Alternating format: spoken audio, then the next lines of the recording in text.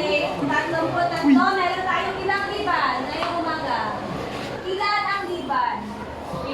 Meron tayong 1. Okay, so bago tayo magbukas ng panibagong araling pangwika ngayong umaga, magkaroon muna tayo ng pagpapaliktanaw sa nakalaan nating pagtalakay. Okay, so ano mga naaalang aralin na ating pong tinalakay sa mga nagdaang araw ngayong linggo? Magbahagi nga po ng naaalala, pinipiling ordinaryo na hindi ordinaryo.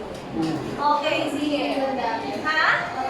Pagpapasigid ng damdamin. So, inaalam natin ang antas ng mga salitang sinonimo batay sa kung ano ang bigli o pinahiliwati. Pangalawa, ano pa kaya? Yes, knowledge. Simbolismo. Okay, ano naman ang simbolismo? Naku, naiyak siya. Ano ang simbolismo, Timbal? Ano? Nakalimutan!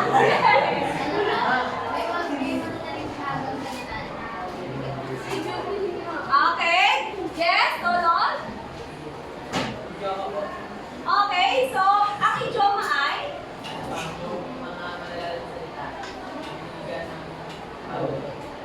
Bagong? Very good. Bagong kahulugan. So, pag-party ka dyan?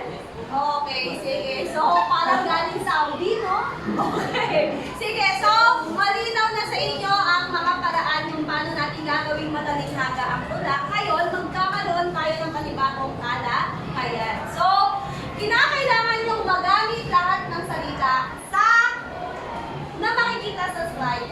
Okay? Kinakailangan maisaayos niyo yan ayon sa tamang pagkakasunod-sunod para lumabas ang angkop na kaisipan na nais ibahagi ng mga salitang iyan.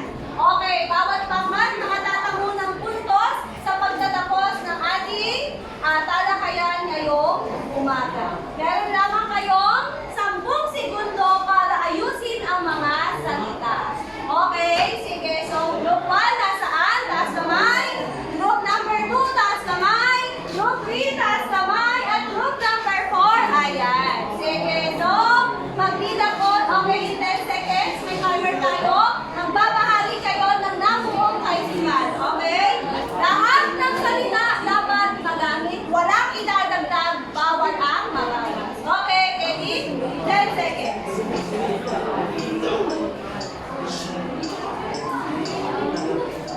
3, 2, 1, okay. Time's up. Sige, anong nabuo ng bawat pangkat? Group number 1, nakibasa? Hindi marunong magbahasa yung wika ay pagkasa na. Okay, group number 2, ano?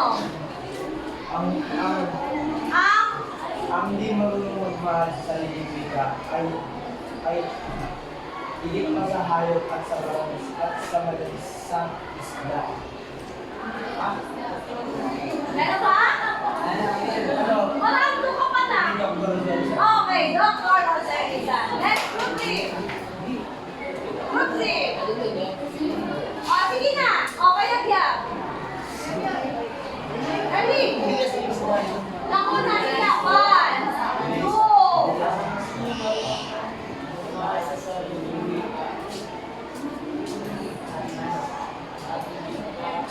At higit pa?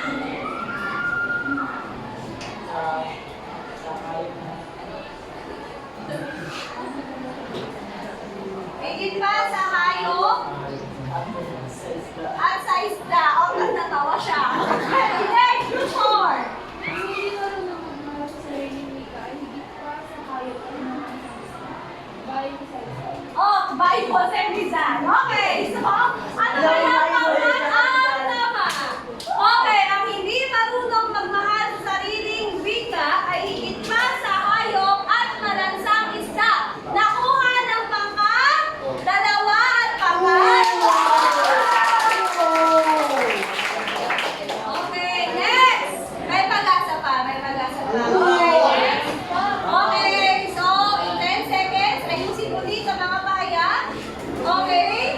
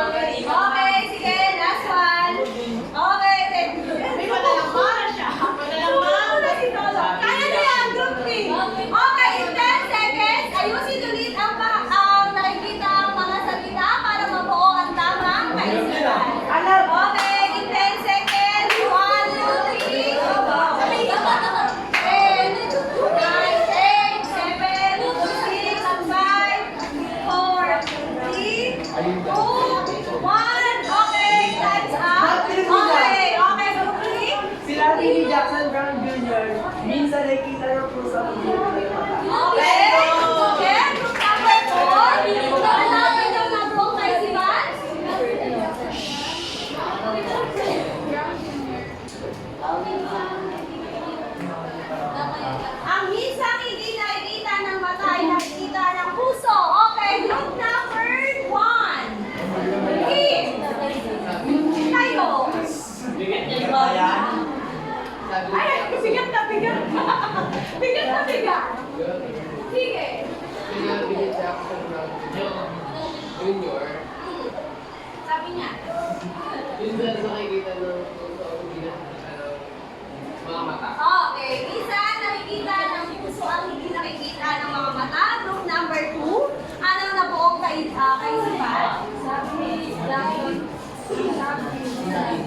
ni Dr. Brown Jr. Minsan nakikita ng puso ang hindi nakikita ng mga mata. O, parang di mo na nababasa. Hindi ko nababasa. Okay, sorry na. Okay, so, pakinggan mo, no? Okay, so, ang pahayag ay sinabi ni Jackson Brown Jr. Minsan nakikita ng puso ang hindi nakikita ng mga mata. Okay, nakuha ng group number 3. Okay, nakuha ng group 3. May mali ang group 4 kasi nagbanggit ng ang pagkatapos ng pahayag niya ni Jackson Brown Jr. Okay, group 1 nakuha at group number 3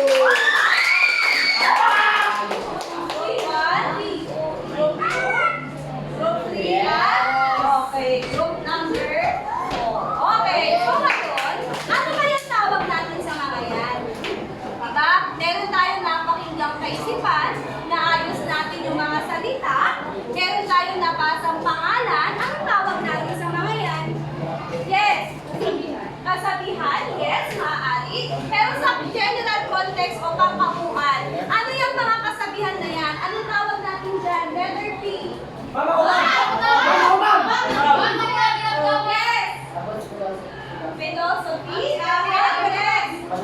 Pananaw, malapit na. Yes. Paniniwala.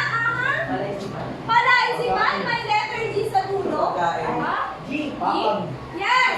Very good. Ang tawag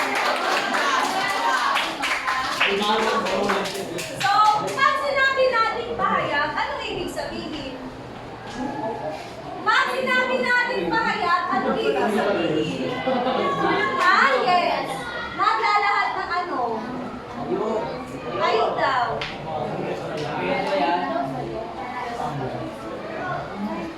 Okay, hindi niya mabuo ang nais niya sabihin, yes? Naglalawan ng opinion at paniniwala. Okay, maaari maglahat.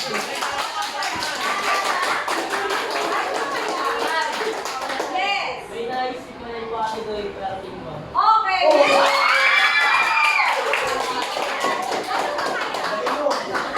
Ano ba? Kasi baka may sasabihin. Yes, dapat hindi bawal ang walang masabi. Kasi pahayag tayo. Okay, meron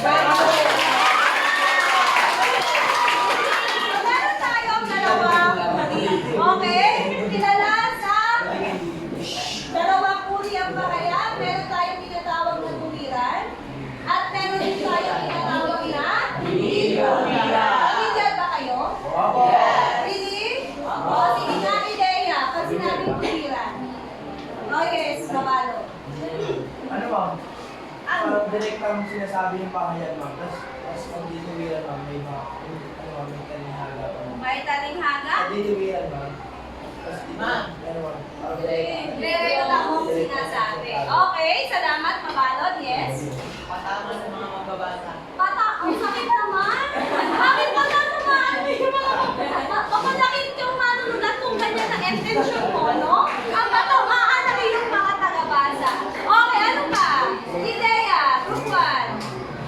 Okay, nag-iisip pa, group 4.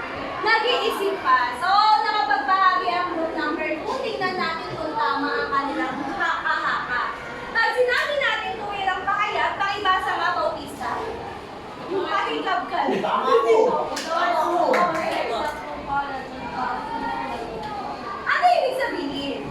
Ay, wala na sabi ma'am. Ano ibig sabihin? Yes, Tumajego. Yung eksakto po yun po yung pinakatotoong, yung totoong meaning ng kanta.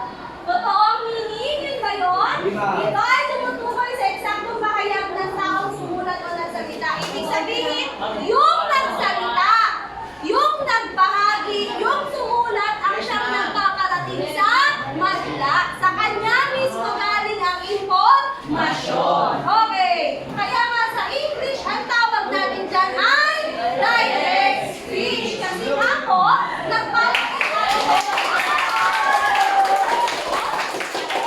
pag sinabi natin direkta, mula mismo sa pinanggalingan. At ano daw ang palatandaan para masabi natin na ito ay tuwiran? Gumagamit tayo ng simbolo ng panibig. Okay, ano ang panibig? Ma'am, yung gano'n na mo. Ano yan? Ano yan? Sa board? Ano yan? Ganito kami yan. Oh. Diploma. Atin ko ng panibig. Ito. Ano mo?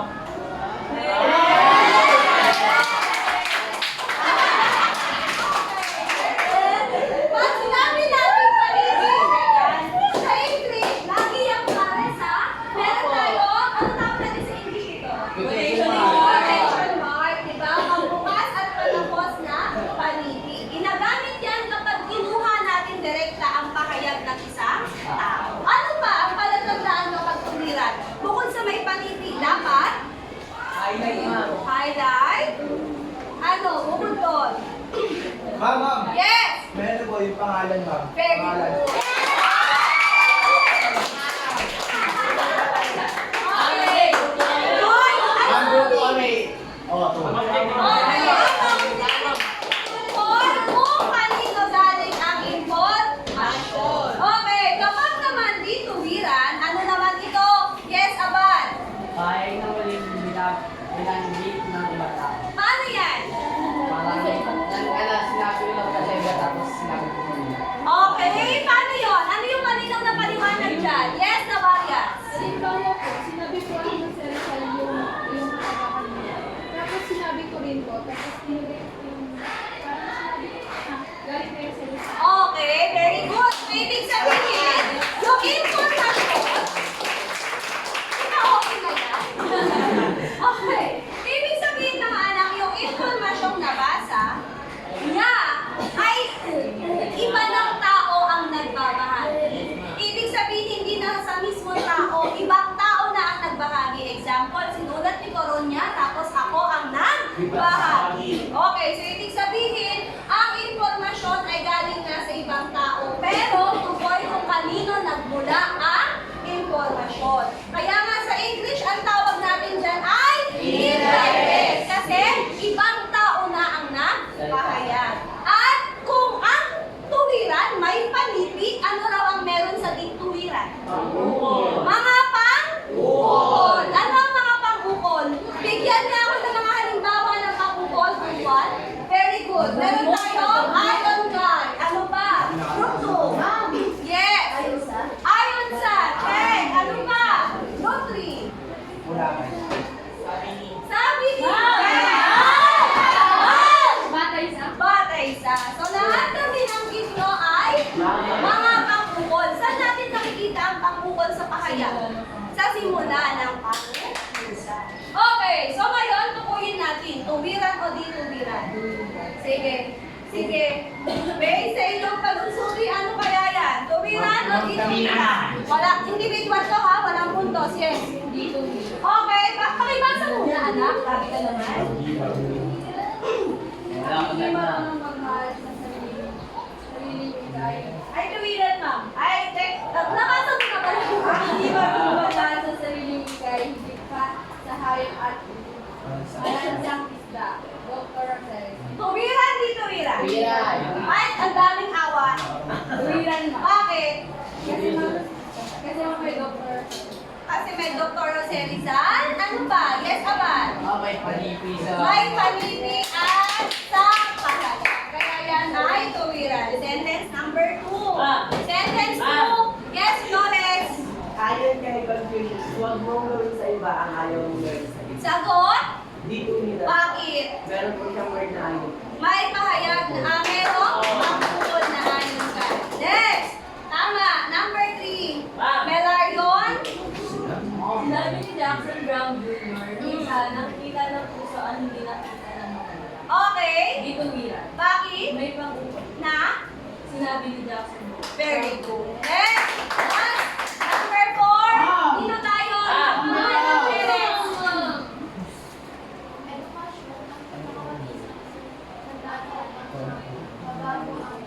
Okay. Tuwiran di tuwiran. Bakit? May panliti. Okay, very good. So ngayon, nagkakaroon tayo ng gawain. Kailangan ko ng representative mula sa group 1, group 2, group 3, at group 4. Representative. Group 1, we have Kim. Group 2, Abalo. Group 3, Justin. Group 4, Lavaria. Tayo na sa harapan.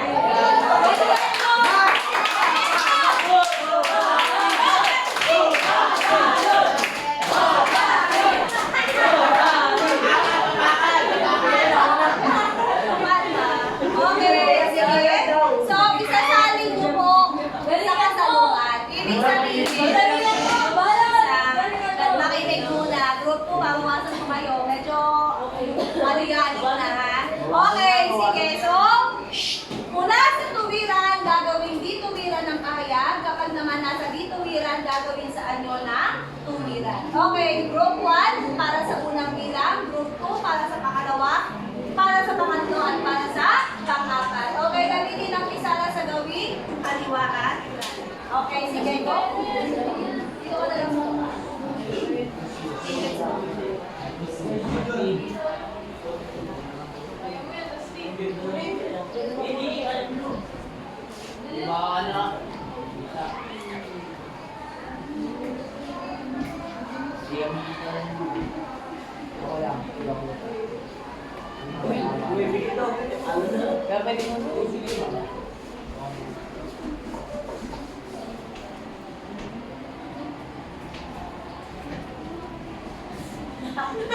Yung mga nakaupo, pwede nyo rin gawin sa notebook para ma-verify nyo kung tama o mali ang ginagawa ng mga kaklase sa harapan.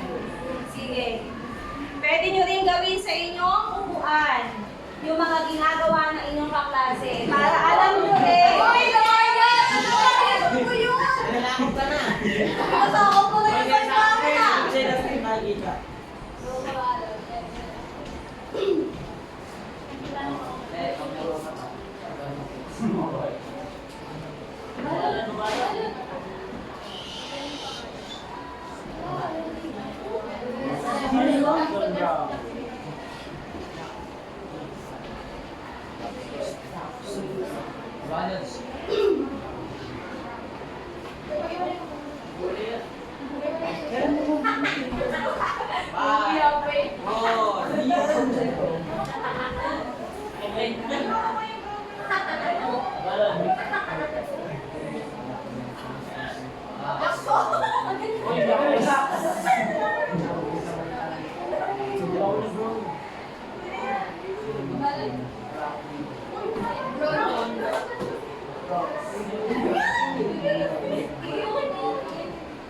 Okay na ba? Kapag confident na kayo sa inyong sagot, pwede nang bumalik sa upuan. Tapos sigan natin. Okay, sige. So, check natin. Number 1. Okay, para sa unang hila. Sige, mula sa tuwiran, gagawin tuwiran. So, ano ang una dapat natin nakita sa kahayag? Pangkol. Meron bang ginamit? Yes! Meron pangkol. Ayon kay. Sumunod, yung taong nagbanggit ng pahayag na si Dr. Jose Rizal. Okay, anong sumunod? Bago yung pahayag, ano yung dapat na nakalaga? Ano yung ganon? Okay, may kuwing meron ba? Meron. Okay. Paano kung ayaw kong gumamit ng kuwing? Bundok? Tapos agad? Pwede tayong gumamit ng pang-angkop, mga anak. Ano yung pang-angkop? Okay, ano yung pang-angkop na lesson natin to ng first quarter? Pwede tayong gumamit ng At ayokong gumamit ng kuwit, pero gusto ko may na. So, pwede ba? Ayon kay Dr. Jose Rizal na ang hindi marunong, pwede? Yes. Okay, so, at syempre dapat may tulog. So, tama ang sagot ng group number 1. Para sa group number 2. Okay, huwag mong gawin sa Oh, susunod. Bawal na. Bawal na. Bawal na. Ay, okay, sige. Walang bawal sa group number 2. Mula naman sa kakayahan na inibihan na gawin, tumiran. Wag mong gawin sa iba ang ayaw mong gawin sa iyo. Kahayag ni confusion. Tama, mali? Tama. Okay, medyo nalilito ako. Anong letter to? Letter? C. Malaki, mali.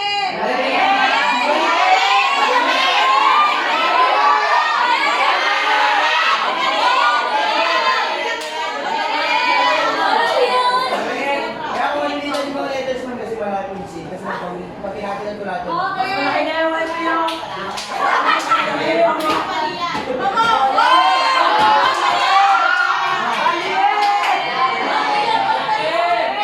So, proper rhyming tayo mga anak. Dapat malaki. Tsaka, spelling! Baliktad! Baliktad! Baliktad!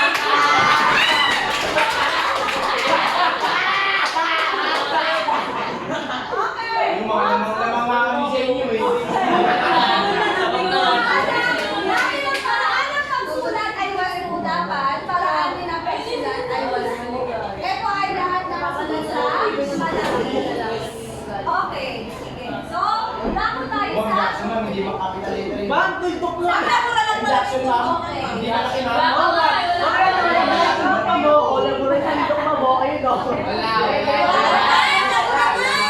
Okay. So, mula saan hinuwiran, gagawin tuwiran. Minsan, nakikita ng puso ang hindi nakikita ng mga mata. Mula kay Jackson Ma'am, nais mo ligyan namin.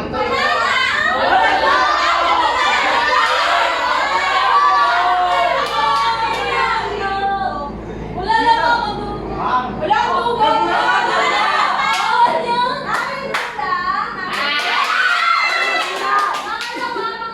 Akin mo lang. capital letter ma'am, hindi malaki. Okay. Ano ba ang kulang ang problema? Ano ba ang palatandaan para matapos ang pahayag? Tuldok, manipid o panipid? Tuldok, Panipid. Tuldok, panipid. Okay. Dapat tuldok, panipid. Wala, bula lang. Dapat ito banda ang panipid. Diba? Bilang pagbukas na Yung sila Marias kasi mga araw. Okay, mula sa pahayag ng tuwiran, gagawin natin di tuwiran.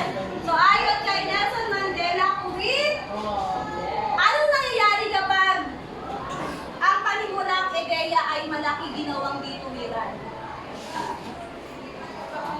Yes, very good. Nagbabago rin ang istruktura ng pahayag. Ang pinakamagandang upang magkaroon ng okay, so, anong grupo ang tama?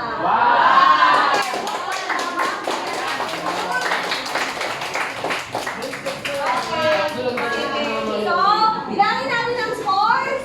1, 2, 3, merong 3 ang group 1. 1, 2, 3, 4, 5, 6, 7. 1,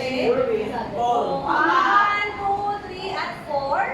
Okay, at group 4, 1, Uy, sino tumatawag sa akin 4 nila? at 5. Okay, congratulations, group number 2. Now, ang tanong, bakit mahalaga? Naalam natin ang tuntunin sa pagpapahayag. Bakit dapat alam natin yung ganitong paraan ng pagsulat? Dapat tukoy natin kung sino ang nagsabi. Bakit, Padre? Upang mapalitig sa mga manonood o di kaya mababasa ng tama ang pahayag. Okay, para maipahatid ng maayos ang mga informasyon na sinabi ng mga tao. Ano pa? Yes, Mabalo. Para kung malaman natin kung paano basahin yung isa pahayag na maayos na. Paano pa? Yes, Tizon. Kapag hindi pumalito yung mga mambabasa, kung sino yung nagpahayag, tsaka yung nagbasa. Okay, mahalaga na kinikilala natin kung kanino galing ang impormasyon kasi may mga tao na inaangkin ang ginawa ng iba. Kapag ginawa niyo yun, magkakaroon kayo ng kaso. At anong kaso yan? Ha?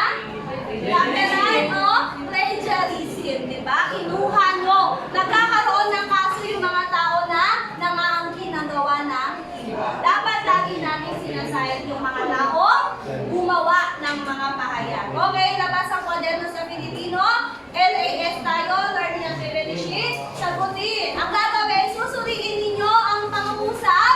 Dapat nyong ilagay kung ano ang kulang sa pahayag. Okay, sa number 1, kapag ang tao ay determinado, sila ay may kakayahan na malampasan ang lahat. Pahayag ni Nelson Mandela. Alin dyan ang kulang o ano dyan ang dapat idagdag? Isulat sa inyong kwaderno. May spelling ma'am or ano po yung Ano ang kulang o kaya ano ang nagkamali sa pahayag? Okay? Yes, yung kulang o yung nagkamali sa pahayag ang isusulat dyan. Pwedeng symbol o kaya naman pwedeng salita.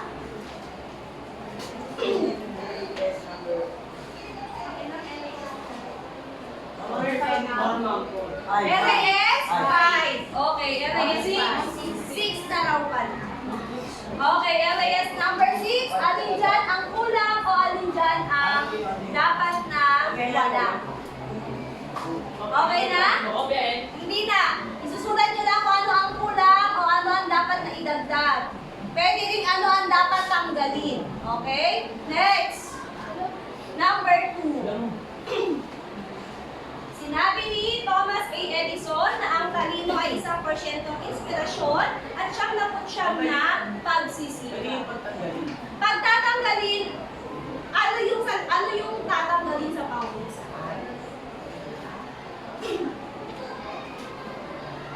Umari sa number 1, kulang ng mundo sa dulo ng pahayag. Ganon.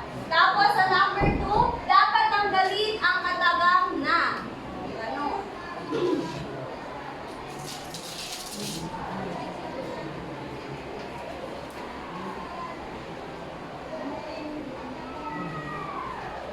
Okay. Proceed.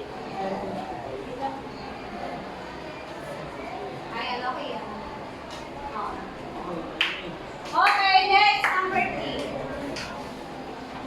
Sinabi ni dating Pangulong Benigno Aquino III, Kuwit, na kayo ang aking amo. Sinabi ni dating Pangulong Benigno Aquino III, Kuwit, na kayo ang aking amo.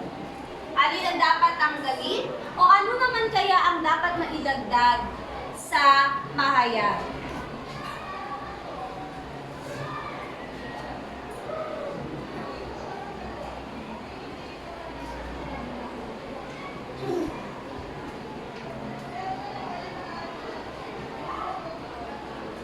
Okay na, let's proceed.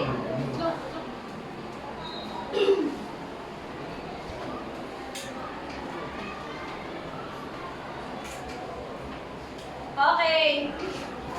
Next, 4. Ang kabataan ay pag-asa ng bayan. Ang kabataan ay pag-asa ng bayan. Ano ang dapat tanggalin o ano kaya ang dapat na idagdag? Ano ang dapat tanggalin o ano kaya ang dapat na idagdag?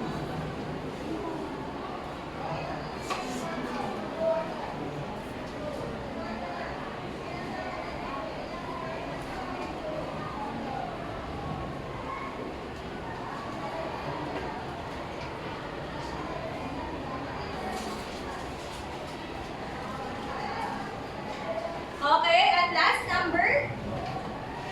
Confucius na ang ating buhay ay talagang simple, pero tayo ang siyang nagpapakomplikado nito. 5. Confucius na ang ating buhay ay talagang simple, pero tayo ang siyang nagpakomplikado nito. Ano ang dapat na idagdag o ano ang dapat na tanggalin sa pahayag? Okay, pagbilang ng 5, tense up tayo ha. 1, 2, 3, 4, 5, at 5. Makipagpalitan sa katabi. Bring it. Makipagpalitan sa katabi. Makipagpalitan. Palit. Okay, lagyan ng iniwas copy ang gawa ng inyong kaklase. Okay, sa number 1, ano ang napansin yung kulang o dapat tanggalin? Ha? Yes, akala.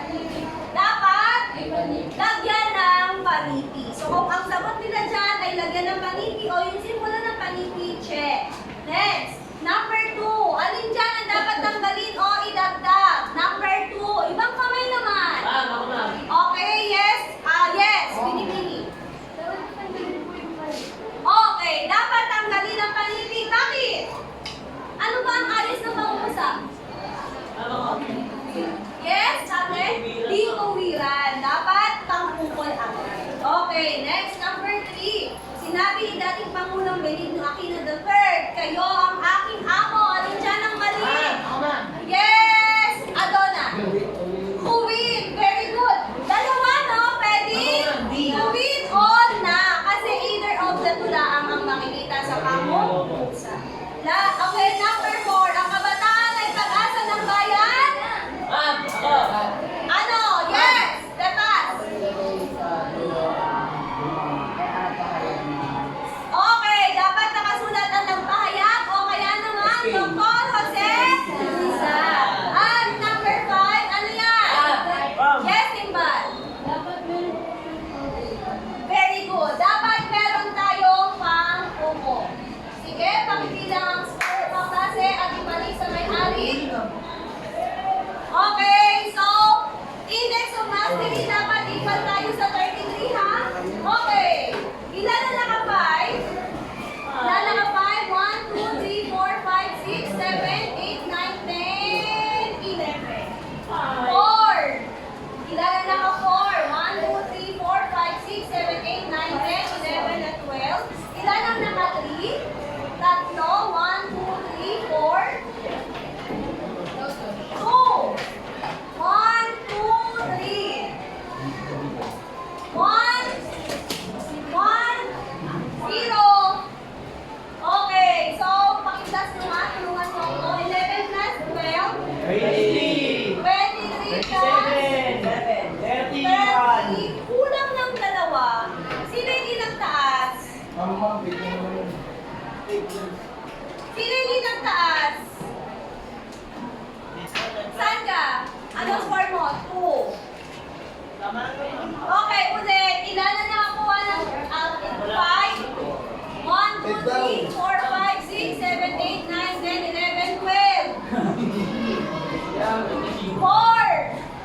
1, 2, 3, 4, 5, 6, 7, 8, 9, 10, 11, 12. 30. Okay, so tayo ay 33. So ang nakabasa ay ilan? 23 plus 4, 27. Congratulations. Okay,